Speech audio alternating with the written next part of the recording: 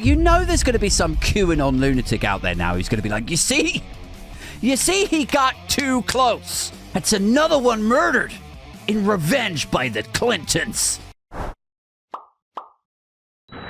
So the guy that sprayed the bullets at the DC pizza parlor, right? Do you remember that?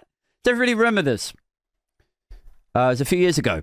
At the height of the Clinton-Trump 2016 campaigns, there was this internet conspiracy that the Democrats were running a pedophile ring out of a pizza parlor in Washington, D.C., all right? Commonly known as Pizzagate, this conspiracy theory. And the idea was that NYPD over in New York had searched this guy, Anthony Weiner's emails, and it was a mix of that and Hillary Clinton's campaign guy, a guy called John Podesta, because he had his emails hacked and leaked by WikiLeaks. But basically, like, all these weird fake news sites, users of 4chan, Reddit, another one called Subject Politics, they spread this idea that when they're talking about cheese and pizza delivery in the emails, it's actually code words for children and child trafficking. Like, that was the idea behind the conspiracy theory. So because these got sent out and it was shared across Facebook, and Russia had these fake, like, American-sounding news clips produced. This slick video looks like it was produced by BBC News. One of the big surprises of the presidential campaign was the explosion of fake news on the internet. Fantastic tales that some believe to be true. It even quotes Bellingcat, an investigative group, as a source, but it's fake. And it has nothing to do with either the BBC or Bellingcat. The epidemic of malicious fake news and false propaganda that flooded social media. People started to believe it.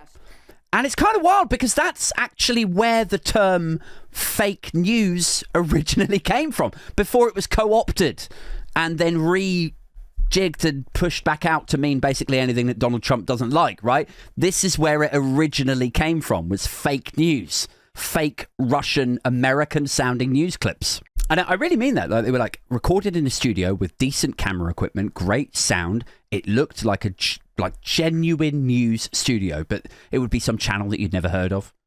News24USA.com.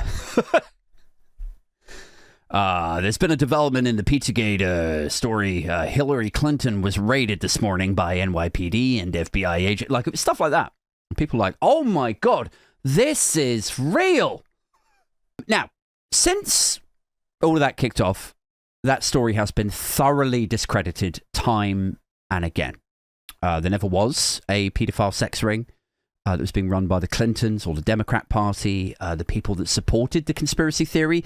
Weirdly, they don't seem to have a problem with an actual child sex trafficking guy like Epstein being best friends with their boy Trump for a decade. This is documented. They don't really seem to have a problem with that. At the height of this story, the conspiracy theory, people like this guy believed it. His name was Edgar Madison Welch. You might have seen this earlier, as I say. And he was the guy that ran into the pizza parlor that he thought was a paedophile Democrat Party conspiracy Clintons hangout. 28-year-old Edgar Welch was arrested in Washington Sunday afternoon outside Comet Ping Pong, a popular family pizza parlor. He ran in there and he sprayed the place with bullets, guys. What a hero. He went in there to save those kids. Like a modern-day Indiana Jones, tearing into the temple and freeing all those child slaves. And anyway, now today, earlier this morning, it's turned out he's just been shot dead by North Carolina police. So that's that's weird, isn't it? That's kind of strange. A man who opened fire at a pizza restaurant in Washington, D.C. has been shot dead by police during a traffic stop 9 years after the incident made the Pizzagate conspiracy theory famous. Edgar Madison Welch made headlines in 2016 when he drove from North Carolina to pursue bogus claims that the Comet Ping Pong restaurant was the nexus of a child sex ring linked to Hillary Clinton's inner circle. Fake news. Fake news. So he believed it, hook, line, and sinker. He ran in there with his rifle. He shot the place up. Fortunately, nobody was killed. Nobody was even really harmed. He just ran in there shooting, right? And now, 9 years later, he's been shot dead by North Carolina police. And firstly, when I read a story like this, right, the first thing that I think is like, there's going to be some QAnon lunatic out there now who's going to be like, you see, he got too close. That's another one murdered in revenge by the Clintons. Like, that's going to happen, isn't it? You know that QAnon guy with the horns?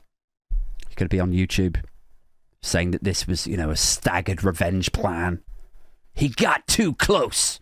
He found out something. Add another one to the Clinton death toll. The second is, the guy, Edgar Welch. He gave an interview with the New York Times a few years ago when he was still in jail for the pizza shootout.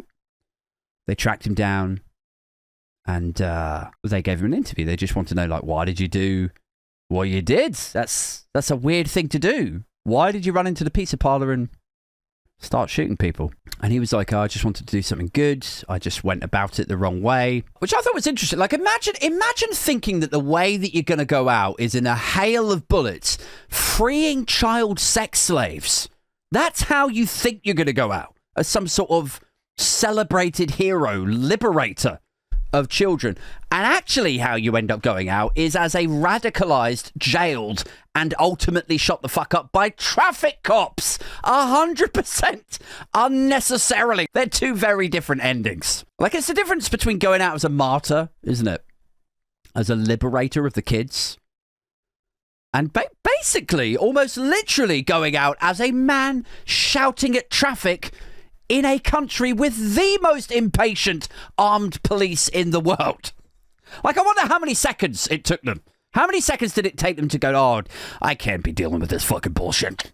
Did he even make it to the second sentence that he was shouting at traffic? It says, Welch, now 36, died from his wounds caused by two police officers who fired at him after he pulled out a handgun during a traffic stop in Kannapolis, North Carolina, on the 4th of January. Oh, okay, so it's a week ago. Pulled out a handgun at a traffic stop. Did he think there was kids in the bollards on the traffic? Like, what was the strategy here? And this happened on the 4th of January. So it's just like a few days ago. Like, it took that long for the leak of it to get out, didn't it? It took that. It's all part of the conspiracy. We needed to give the Clintons time to construct and establish their alibi. I get it. I understand what's happening here. Just